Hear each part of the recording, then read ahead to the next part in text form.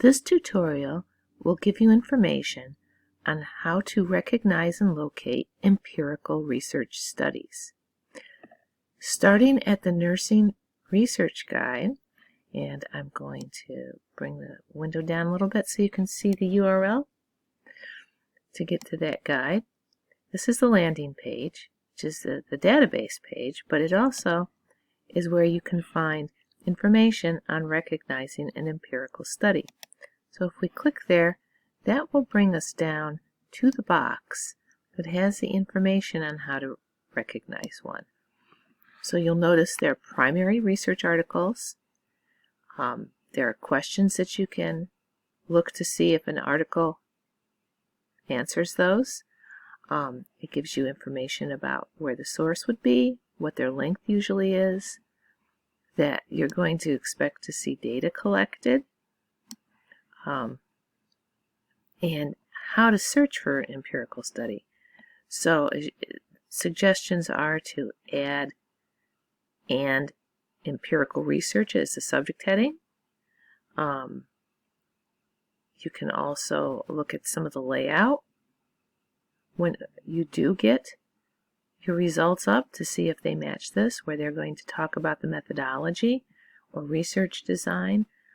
Always important to have. If it's an empirical study, they'll have results or findings, and then they'll discuss or conclude about the study that they just concluded and wrote about. And this link here is to a sample empirical research article. So if we look at that, and again, let me adjust the screen here. Sometimes in the abstract, it'll lay these things out. So it tells us what kind of study it is, outcomes, here are the results, you see what the various participants were, and there's conclusions. If you don't see that in the abstract, then you may have to scroll through the content of the article. So you can read about the introduction, but really what we want to do is look at the methods. So it tells us that, who administered it, how large it was, where their analysis. You can go down further, baseline measures. Here we come to the statistical analysis, where the authors explain how they applied statistics of the data that they uncovered, then what their results were, and we can keep scrolling down. Then there's a discussion, and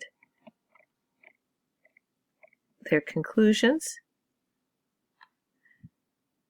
And with any research study or any research article that you use, sometimes it can be very useful to look at the references.